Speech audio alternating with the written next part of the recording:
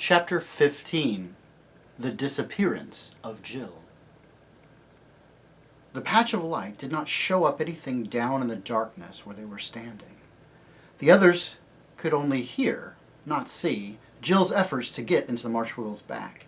That is, they heard him saying, "You needn't put your finger in my eye," and "not your foot in my mouth either," or "that's more like it," and "now we'll hold on to your legs.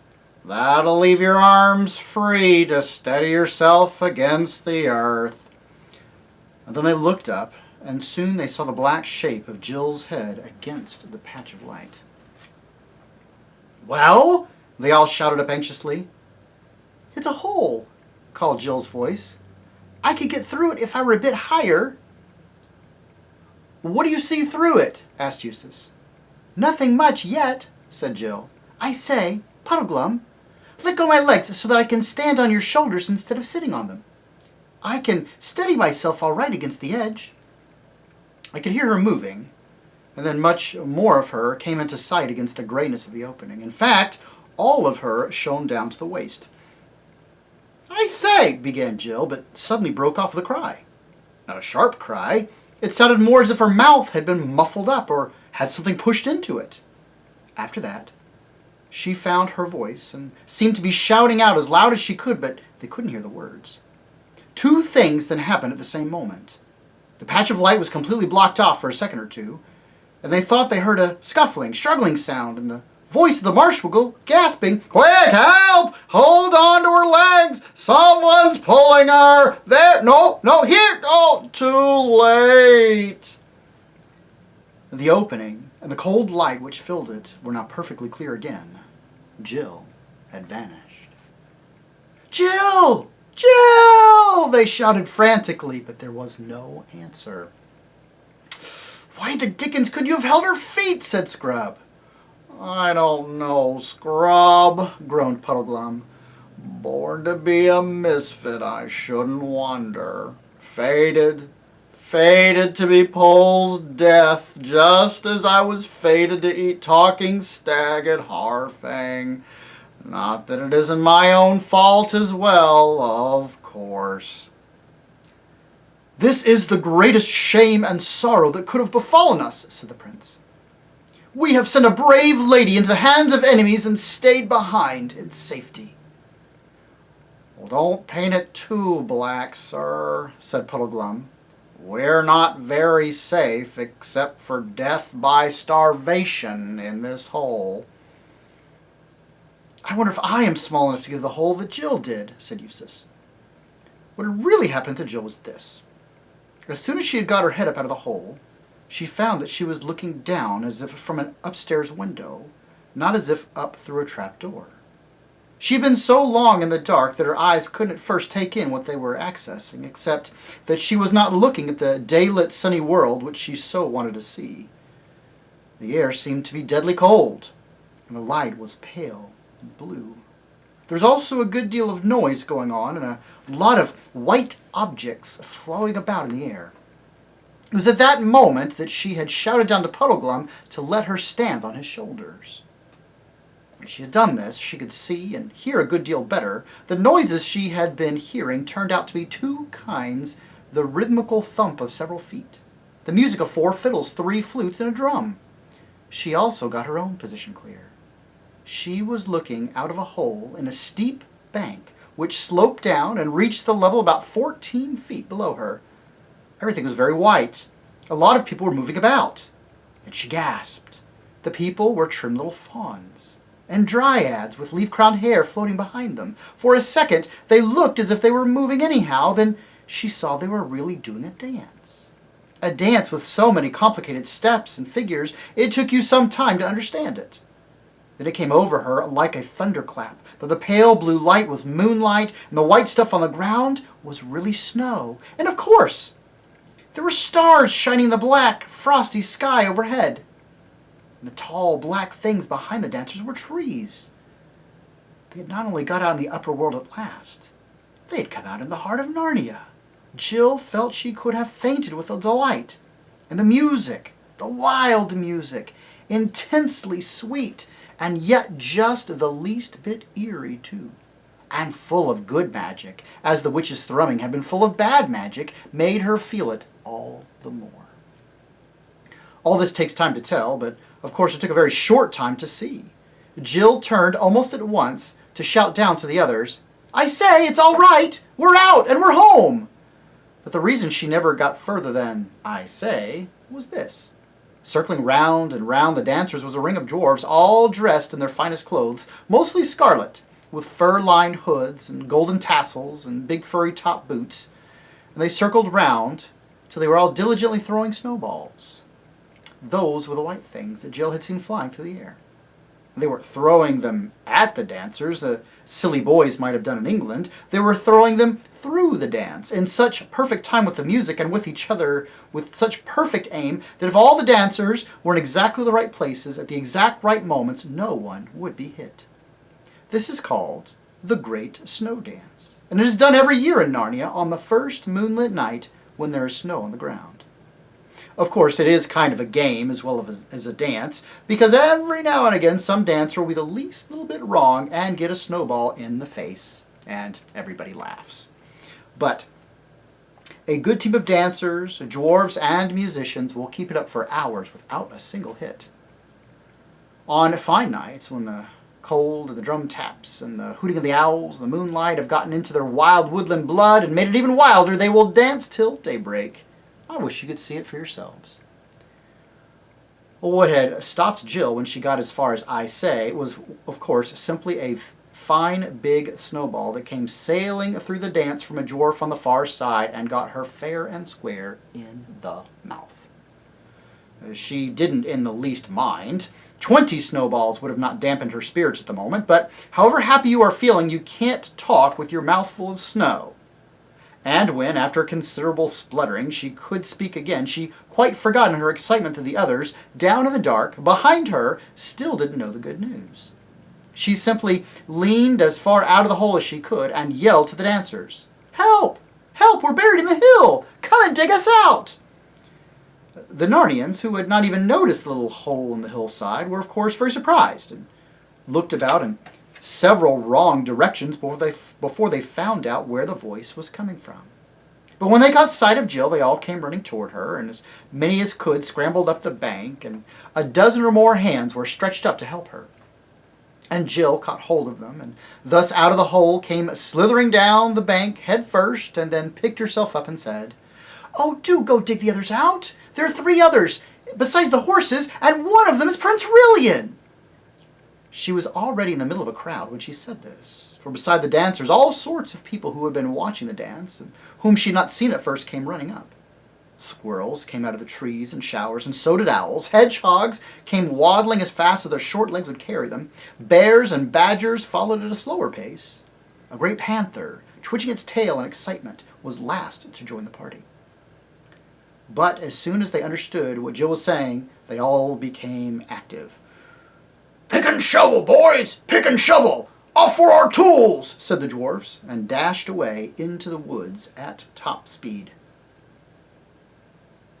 "Wake up some moles! They're the chaps for digging! They're quite as good as dwarfs!" said a voice. "What was that you said about Prince Rilian?" said another. "Hush!"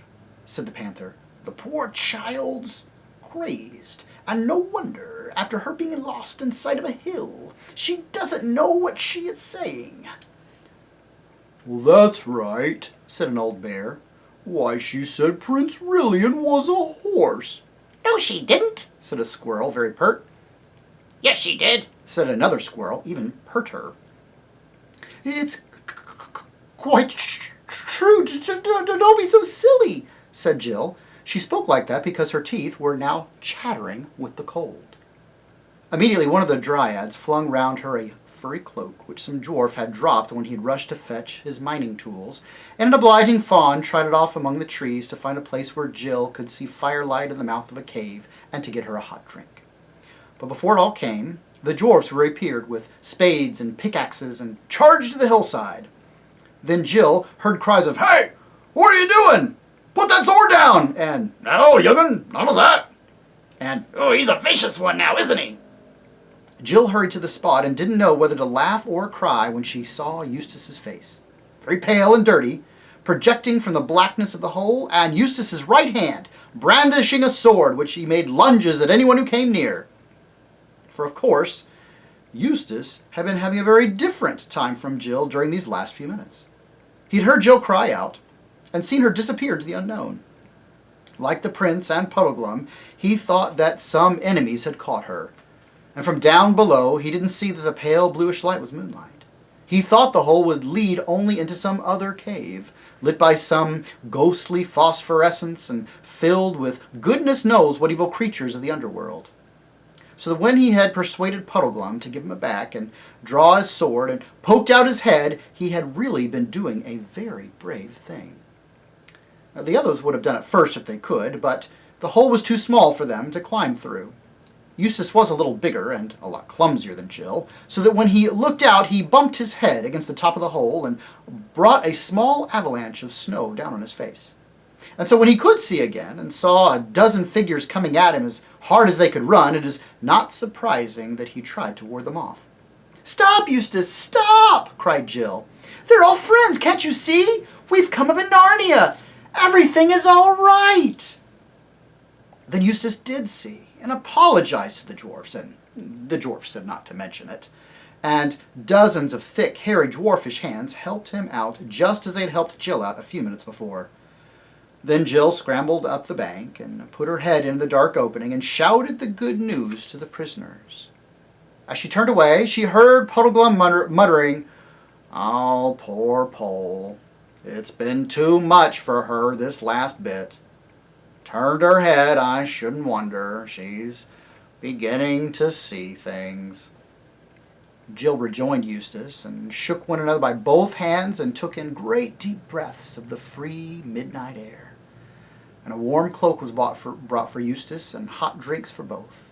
And while they were sipping it, the dwarfs had already got all the snow and all the sod off a large strip of the hillside around the original hole, and the pickaxes and spades were now going merrily at the feet of the fauns and dryads had been going in the dance 10 minutes before. Only 10 minutes! Yet it felt to Jill and Eustace as if all their danger in the dark and heat and general smotheriness of the earth must have been only a dream. Out here, in the cold, with the moon and the huge stars overhead. Narnian stars are nearer than on our world. And with kind, merry faces all around them, one couldn't quite believe in Underland.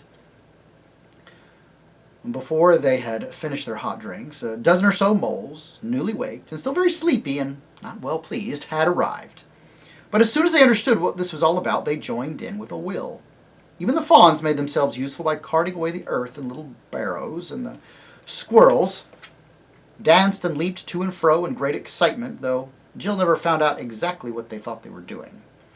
The bears and owls contented themselves with giving advice, and kept on asking the children if they wouldn't like to come into the cave.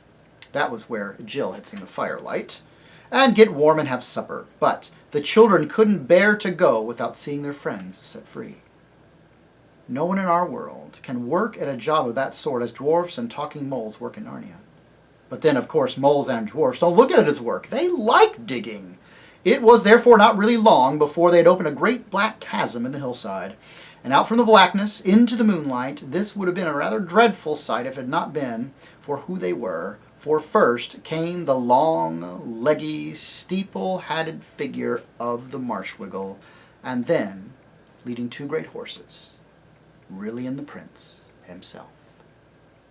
And as Puddleglum appeared, shouts broke out on every side. "Why, it's a Wiggle! Why, it's old Puddleglum! Old Puddleglum from the Eastern Marches! Whatever have you been doing, Puddleglum? There have been search parties out for you. The Lord Trumpkin has been putting up notices. There's a reward offered." But all this died away, all in one moment, into dead silence. As quickly as the noise dies away in a rowdy dormitory, if the headmaster opens the door, for now they saw the prince. No one doubted for a moment who he was. There were plenty of beasts and dryads and dwarfs and fauns who remembered him from the days before his enchanting. There were some old ones who could just remember how his father, King Caspian, had looked when he was a young man and saw the likeness, but I think they would have known him anyway. pale though he was, from long enchantment of the deep lands, dressed in black, dusty, disheveled, and weary, there was something in his face and air which no one could mistake. That look is in the face of all true kings of Narnia, who rule by the will of Aslan and sit at Cair Paravel on the throne of Peter the High King. Instantly every head was bared, and every knee was bent. A moment later, such cheering and shouting, such jumps and reels of joy, such handshakings and kissings and embraces of everyone by everybody, that all broke out in tears as they came into Jill's eyes. Their quest had been worth all the pains it cost. "Please, your highness," said the eldest of the dwarfs, "there is some attempt at supper in the cave yonder, prepared against the ending of the snow dance." "With a good will, father," said the prince. "For never had any prince, knight, gentleman, or bear so good a stomach to his victuals as we four wanderers have tonight." The whole crowd began to move away through the trees and toward the cave. Jill heard Puddleglum saying to those who pressed round him, "No, no, my story can wait. Nothing worth talking about happened to me. I want to hear the news. Don't try breaking it to me gently, for I'd rather have it all at once. Has the king been shipwrecked? Any forest fires? No wars on the Caelerman border? Or a few dragons? I shouldn't wonder." And all the creatures laughed aloud and said, "Isn't that just like a marshwiggle?" The two children were nearly dropping with tiredness and hunger, but the warmth of the cave and the very sight of it, with the firelight dancing on the walls, and dressers and cups and saucers and plates, and on the smooth stone floor, just as it does in a farmhouse kitchen, revived them just a little. All the same, they were fast asleep while supper was being got ready. And while they slept, Prince Rilian was talking over the whole adventure with the older and wiser bears and dwarves. And now they all saw what it meant. How a wicked witch, and doubtless the same kind as that white witch who had brought the great winter on Narnia long ago, had contrived the whole thing, first killing Rilian's mother and enchanting Rilian himself, and they saw how she had dug right under Narnia and was going to break out and rule it through Rilian, and how he had never dreamed that the country of which she would make him king in name, but really her slave, was his own country. And from the children's part of the story, they saw how she was in league and friendship with the dangerous giants of Harfang. "And the lesson of it is all this, your highness," said the oldest dwarf. "that those northern witches always mean the same thing, but at every age they have a different plan for getting it." And that's the end of chapter 15. And they are home. The quest is nearly at its end. All the hard parts have been done. They've survived the winter wilds and the terrible giants and the underland, the wicked witch, all of the earthmen, and the long dark into the unknown. And now finally, on a cool, beautiful, snowy winter's night, surrounded by new friends and fellow Narnians, they're finally safe. They're finally home. Only a few more things to wrap up before we finish, but the danger has now passed, with sighs of relief and contentment. They know it. They feel it. They're home.